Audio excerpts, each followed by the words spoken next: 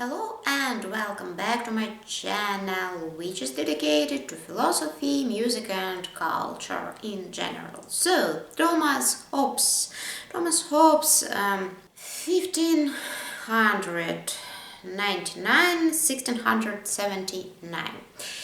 He's one of the most important representative of empiricism, along with John Locke, David Hume and George Berkeley. However, he relied more on the mathematical experience as a universal tool of human cognition. Hobbes considered it necessary to separate philosophy from theology, which was in keeping with the spirit of this epoch, of this age. And his most famous work, Leviathan, is a development of the theory of absolutism, absolutism as public administration, and Hobbes is considered as the creator of the so-called enlightened absolutism and one of the founders of the theory of contrat social, social contract, along with Jean-Jacques Rousseau and John. Hobbes was the son of a vicar in Malmesbury, Wiltshire, and his father was a very choleric and tempered person. And the family was generally not highly educated. In the future, he was raised by a more affluent, wealthy relative, his uncle, and his uncle contributed to the education much more. To the education of his nephew much more. Thomas Hobbes acquired a thorough knowledge of scholastics and classical languages and Aristotle in 1603. The young man entered the University of Oxford, where he studied scholastic and also Aristotle and a lot of philosophy. From 1610, he became a private tutor and teacher of some aristocrats, for example, Lord Hardwicke, many other aristocrats, and to tell the truth, he was very appreciated as a tutor and private teacher. So he traveled a lot in Europe. In 1637, he returned to England, and in 1640 a revolution actually broke out in England, and Hobbes and some other royalists immigrated to Paris. Hobbes lived there until 1651, and in Paris his philosophical system was finally crystallized. When the revolution in England came to the dictatorship of Oliver Cromwell, Thomas broke off relations with the Royalists party and returned to London. In 1651. He published his most voluminous and the most important work, Leviathan, or the Matter, Form and Power of the Ecclesiastic and Civil State. Along with Pierre Gassendi, Boethius, Hobbes was one of the lifelong opponents of René Descartes. Moreover, Hobbes had seen Descartes' metaphysical meditations, meditation, before they were published, and had written his objections to them. Later, Descartes' work was published with these objections and with Descartes' own responses to these objections. Hobbes doesn't accept Descartes' theory, Descartes' position about dualism at the heart of the world, and about a separate material substance, independent thinking substance. Hobbes sees the body as the subject of our thought. The very process of thinking is only the perceptions of science and images that we perceive from the outside world. All representations are movements within us.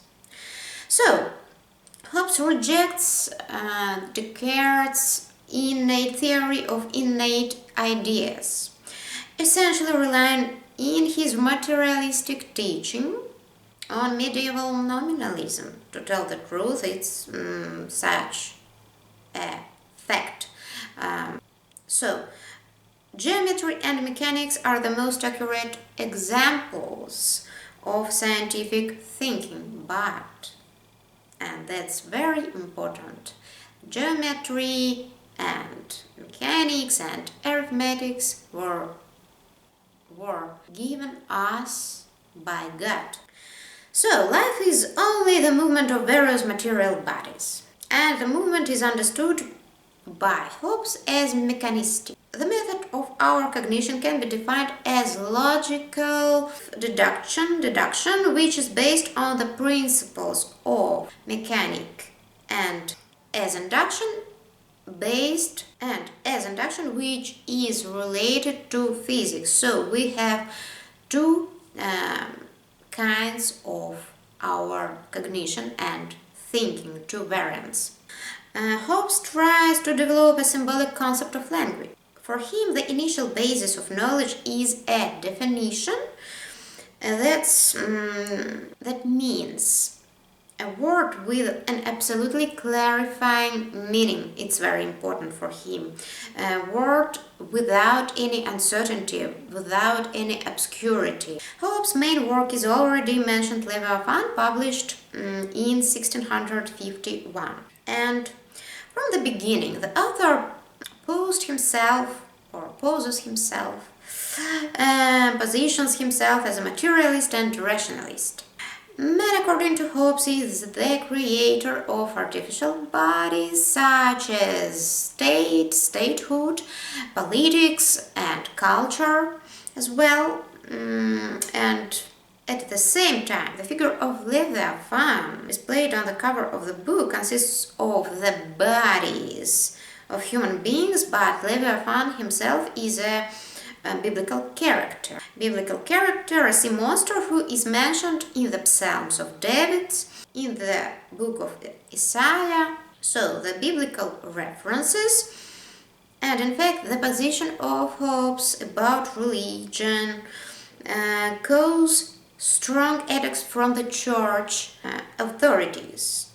The philosopher interprets religion as a passion based on the fear, or on the fear of the unknown. The ruler of the country must be a guardian of the faith and an interpreter of the biblical teaching. A certain contract is established between man and God. Hobbes considers it necessary to support the idea of hell as the inevitable punishment for evil. Fear is a very strong idea, very strong tool to maintain balance and peace in society. Since the natural state of a person is based on sensuality, and it can be expressed by his famous thesis, man to man is evolved. So reason and fear are two necessary ideas, conditions for bringing a person out of the natural state of war against all, as you know, and creating a civil society. It's rather pessimistic view. Hobbes also polemics with ancient philosophy, in particular with the politics of Aristotle. The concept of Aristotle assumed the establishment of civil society and of the state based on general moral principles. Hobbes, following his nominalist and maybe sensualist position, considers it necessary to construct the state on the basis of real human relations and instincts as he understood them. Man here is not a political animal, zoon politikon, but man here is a social being, and the ancient model only obscures the true about our relationship and obscures the true vision of the state of things and leads to mistakes. By the way, the Parisian Abraham Bros created this famous frontispiece, created the etching for the book's famous frontispiece in the geometric style.